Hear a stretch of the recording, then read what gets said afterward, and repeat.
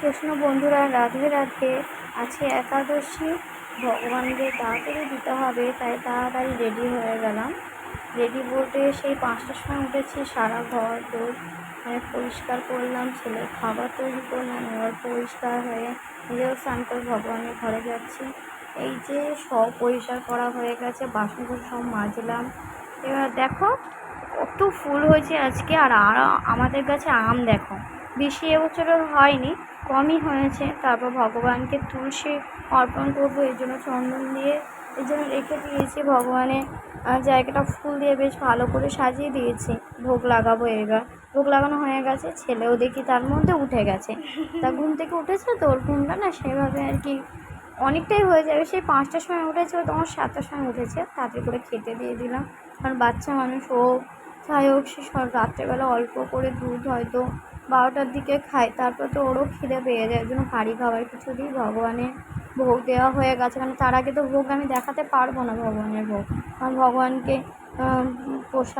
প্রসাদ হয়ে যাবে, তারপর না দেখাতে পারবো। ছেলেকে দিয়েছিলাম এই যে। এবার আমরা তো খেতে পারবো না, আজকে একাদশী, আমরা ফলটাই যা একটুকুনি খেতে পারবো আজকে, যাই হোক নির্জলা একাদশী। তা বন্ধুরা, রাতের খাবার নিয়ে চলে আসলাম। এই দুধটা গরম বসিয়ে দিয়েছি, দুধের মধ্যে একটু বাটার দিয়ে দিলাম, একটু চিনি দিয়ে দিলাম, একটু লবণও দিয়ে দিয়েছি। এবার আস্তে আস্তে আজকে একাদশী, এবার আমি অন্য খেতে পারবো না, তার জন্য আমি এই দুধটাকে গরম করে নেওয়া হচ্ছে। ভালো করে গরম করে ওটাকে দুধ মিশিয়ে, দুধের মধ্যে কিন্তু জল মেশাইনি, ওটা করে দিলাম। তার মধ্যে মিক্সারের মধ্যে একটু কলা দিয়ে দিচ্ছি।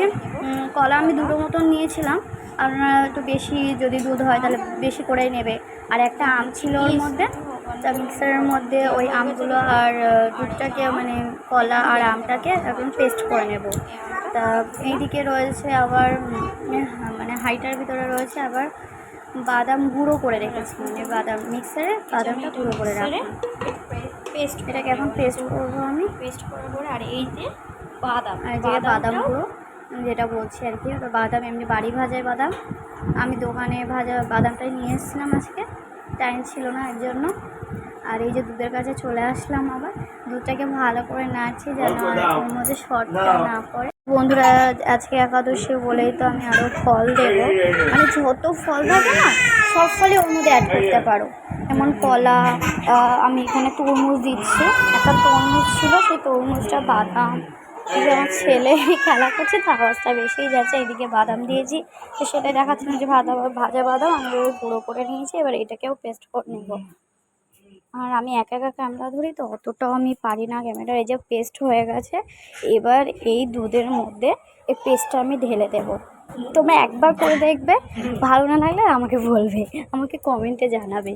তারপরে দুধের মধ্যে এই যে বাটা যেটা ছিল, যে আমার কলাটাকে মানে পেস্ট করলাম, সেই পেস্টটাকে আমি এই দুধের মধ্যে দিয়ে দেবো। দুধের মধ্যে দিয়ে দেবো, দিয়ে না আমি হাত দিয়ে ওই চামচ দিয়ে নাড়ছিলাম, তাদের কারণে কালারটা আসছিল না। তোমরা হয়তো মানে ক্যামেরায় বোঝা যাচ্ছে না অতটা কালারটা, কিন্তু আমি হ্যাঁ একটু বোঝা যাচ্ছে। তাও আমি নাড়ছিলাম তো, আমি খুব সুন্দর একটা কালার এসছে, মানে ম্যাঙ্গোর যে একটা কালার কেমন আসে তেমনই এসছে। আর গাঢ় হয়ে গেছে দুধটা, আরও মিল্কের সঙ্গে না বেশ গাঢ় গাঢ় হয়ে গেছে। তারপর না আমি একটা মানে অন্য কিছু দিন নেড়ে দিয়েছি, বেশ ভালো করে নেড়েছি তো।